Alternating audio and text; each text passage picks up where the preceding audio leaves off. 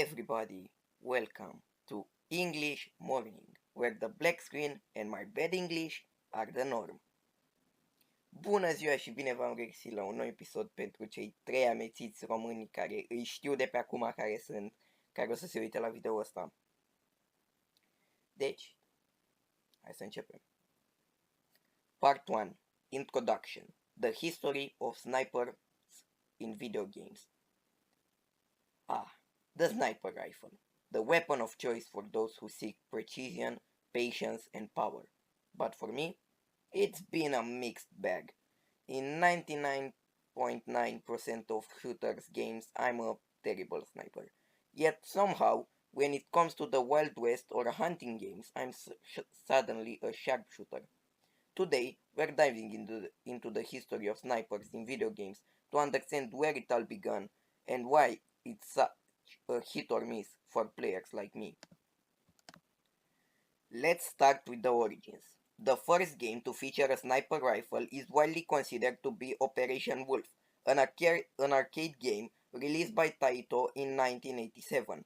This game included the sniper scope as part of the light gun controller, allowing players to zoom in and target enemies from a distance.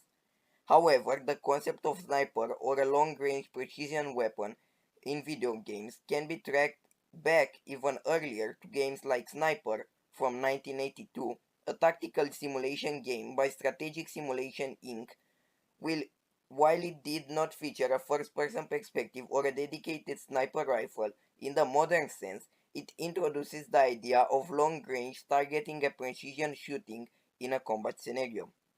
While these early games laid the groundwork, the real game changer came with first-person shooters like GoldenEye 007 on the Nintendo 64, released in 1997.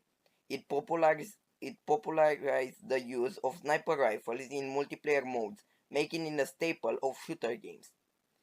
But not all sniper rifles were created equal. Some became infamous for being overpowered or downright annoying. Take for example the OP from Counter-Strike. Known for its one-shot kills, it can earn a reputation as one of the most broken sniper rifles in gaming history by an external viewer. By the community, I think, it's viewed with good eyes. Then, there's the matter of balance. Perhaps the most challenging sniper, in my opinion, to balance is the sniper from Team Fortress 2. The developers had to walk a fine line, ensuring it was powerful enough to be effective, but not so overpowered that it ruined the fun for other players and surpassed Spy's role, which is still considered by the community to this day. Sniper rifles have come a long way, evolving with each generation of games, from the early days of Operation Wolf and GoldenEye to modern shooters like Call of Duty and Battlefield. They became an integral part of the gaming experience.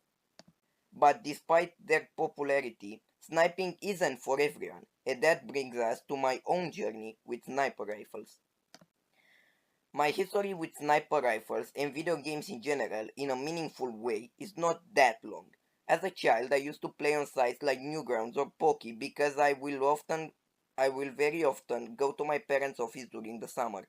I discovered games, real games, for the first time in a fall when a friend of mine brought a PC Vita, I think, and I was so fascinated by it. As fun fact, only during the research for this video I found out that my friend console was a PC Vita by searching for a raccoon game, this one. From my memories I could have swear it was a PSP. Going back, my first encounter with a sniper rifle was my first TF2 match on Dust Ball from all maps. And it was, very fun. And I was like, I can do that. And it was very fun too. And after that, every sniper rifle was a pain to use. And after that, I found the Wild West. God damn. I raised money for real Yellow Boy rifle. And then for the harmonica rifle. And then I got scammed because 6 days after buying the harmonica, they buffed the Yellow Boy. Not a big buff, but still. But then I found the Sharps rifle. Best investigation in that game of the century. I bought my Arabian horse, a trade ticket, a harmonica that I bought more as a joke. I got a legendary bear claw that I stole in some measure and then got scammed or killed and lose it somehow. It was the best thing that happened to me, the goddamn Sharps rifle. And then my friend Chumbi recommended me the Hunter Call of the Wild. I haven't played it yet, even if I paid like $3, I think. But I have played the Hunter before, the classic version more specifically, and it was pretty good and I liked the guns. I most like, guess what? The sniper rifle, one of them, because they don't come with scopes and I can't remember which one. After a quick wiki search, I think it was the 217 bolt action rifle with the 4 by 32 millimeter scope. I think. I installed the game to have share info, but it's going to take a while because internet on holiday Wi-Fi is great, bro. 2 days, 22 hours, 39 minutes, and 12 seconds left until full install. Cool.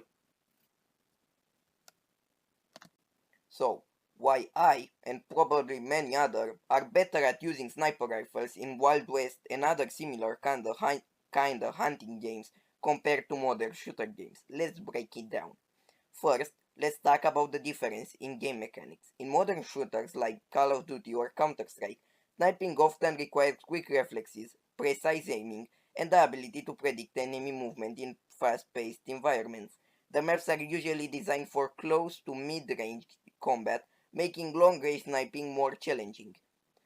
On the other hand, hunting games, or kinda hunting games, like the Wild West and the Hunter Classic, have a slower, more deliberate pace. The environments are vast and open, giving you plenty of time to line up your shot and take it. The focus is more on precision and finding the right moment than on quick reflexes. Next, let's look at the let's look at the pacing and gameplay style. In modern shooters, you're constantly on the move and the action is non-stop. This can make it difficult to find a good sniping position and hold it for long. You're often forced to engage in close quarter combats, which isn't really ideal for snipers, even if you could technically quick scope. In contrast, hunting games reward you for taking your time. You can scout the area, find the perfect vantage point, and wait for the right moment to take your shot. It's much more based on your skill if you successfully get something out of your shot. But it's not a skill like quick scoping or fast reflexes or anything like that. It's poor aim and precision, I think. Lastly, let's consider the mindset and playstyles required for each type of game. In modern shooters, being a successful sniper often means adapting to a more aggressive and fast-paced playstyle. You need to be quick on the draw and ready to switch to your secondary or even melee if the enemies get too close. In Wild West and hunting games, the mindset is different. It's all about being patient, observing your surroundings, and waiting for the perfect shot. So there you have it. The slower pace, open environments, and patient playstyle required in Wild West and hunting games are why I excel with sniper while hunting. I think. And I don't think it's about the skill. Like, I don't think to hunt with a sniper rifle. It's more skillless compared to battle with a sniper rifle. I think are different niches of the same use of the sniper rifle. And this last part didn't make any sense, but I let it slide. Thank you all for it. Thank you all that stayed to the end. I really appreciate. I know I don't speak English that great, and I really appreciate that you overlooked that to see my twist on the topic. If you like the video, you can consider the like button. If you really liked it, you can consider subscribing, and most importantly, have a good one. Și pentru cei 3 amețiți care au zăcut prin engleza mea oribilă ca să ajungă până aici, cam acesta a fost și episodul nostru și o să ne revedem la următorul.